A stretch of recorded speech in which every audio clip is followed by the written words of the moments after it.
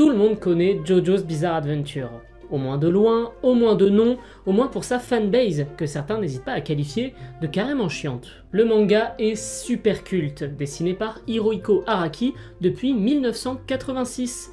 Mais ce qu'on connaît moins en revanche, ce sont les mangas d'Araki avant JoJo. Car évidemment, il y en a, et pas qu'un. C'est quand même super rare qu'un mangaka arrive comme ça avec sa première série et soit directement sur le devant de la scène avec une œuvre mondialement célèbre comme JoJo's Bizarre Adventure. Eh bien non, il y a eu des mangas d'Araki avant JoJo.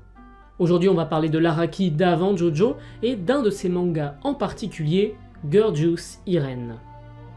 Pourquoi celui-ci et pas un autre? Eh bien je trouve que ce manga est le témoin parfait d'une grande évolution dans le style d'Araki entre ses premières œuvres et le Araki qu'on a aujourd'hui, en particulier sur un point sur lequel je trouve qu'il a énormément évolué, mais on va y revenir plus tard. Bref, aujourd'hui, parlons de Gorgeous Irene.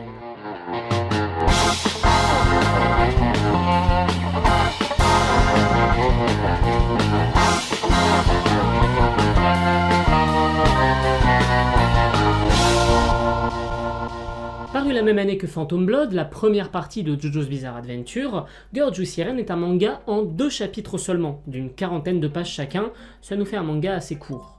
On y découvre les aventures de Gorgeous Irene, une tueuse professionnelle un peu particulière.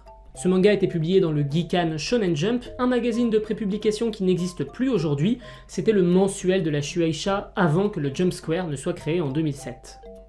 L'histoire commence dans un manoir, visiblement assez luxueux, où l'on tombe sur un personnage en train de se faire torturer par ce qui semble être la méchante de l'histoire.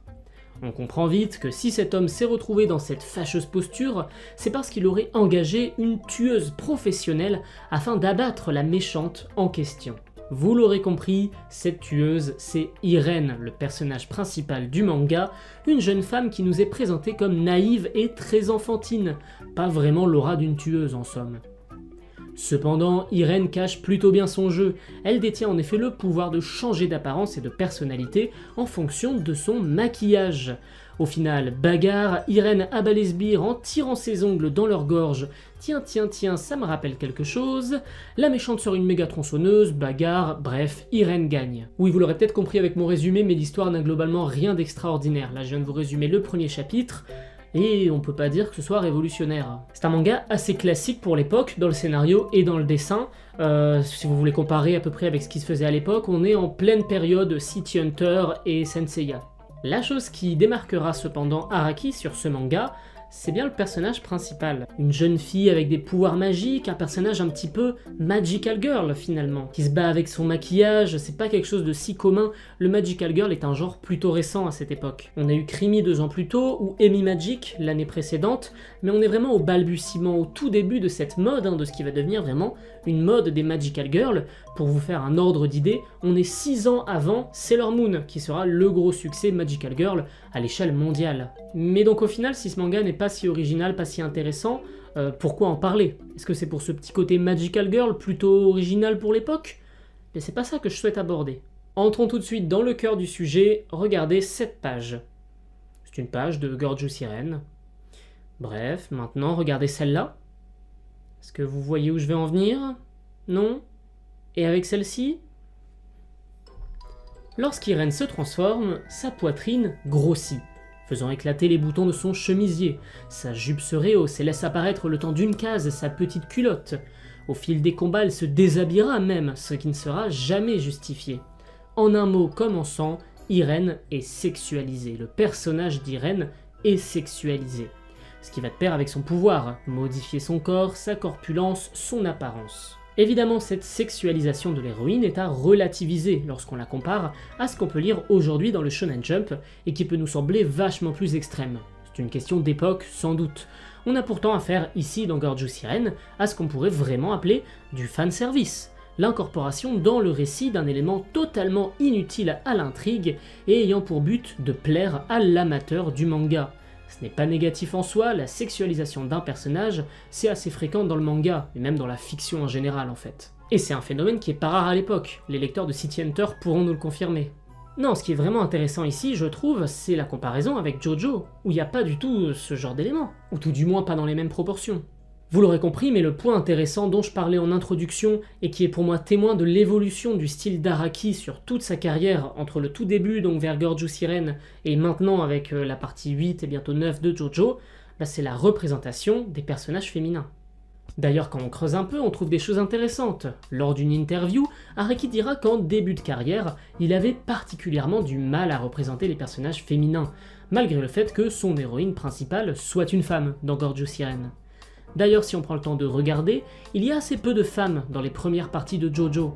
Pour en revenir à Gorgeous Siren, Araki déclarera lui-même être gêné par la façon dont il a décrit le personnage à l'époque, dont il l'a mise en scène. Et avec le recul, il expliquera que cette mise en scène du corps féminin est le témoin du fait qu'il n'y connaissait rien aux femmes à l'époque. Je ne suis pas en train de trash talk Hirohiko Araki, bien évidemment, c'est une véritable citation qui vient de lui. Le 12 octobre 1993, alors en pleine parution de Diamond is Unbreakable, la 4ème partie de JoJo's Bizarre Adventure, Araki déclarera « J'ai inventé l'intrigue de Gorgeous Siren tout en recherchant à mettre en avant la puissance physique.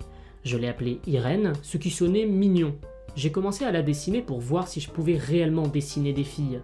Le résultat, j'ai réalisé que je ne pouvais pas dessiner des filles. C'est pourquoi vous n'en voyez généralement pas beaucoup dans JoJo. Récemment cependant, j'ai incorporé de plus en plus de femmes, et maintenant je pense que je peux les dessiner. » Au final, cette idée de maquillage pouvant modifier totalement l'apparence physique d'un personnage, métamorphosant son visage, donc c'est vraiment le pouvoir de Irene dans Gorgeous Siren, c'est un pouvoir qui sera réutilisé dans JoJo's Bizarre Adventure, c'est le stand de Ayatsuji, l'esthéticienne de Morio, dans la 4ème partie du manga. Personnellement, ma partie préférée de JoJo's Bizarre Adventure, c'est Stone Ocean, une partie qui a pour personnage principal Joline, une femme.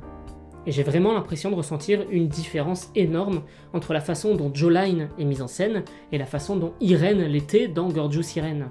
C'est une question d'évolution de style, je pense, mais également peut-être une question d'époque. La façon de mettre en scène le corps de la femme dans la fiction en général a même beaucoup évolué entre les années 80 et aujourd'hui, donc c'est pas forcément le témoin de l'évolution du style d'Araki, mais de l'évolution de l'art en général, même si là on part dans un délire qui part quand même très très loin, restons sur Araki.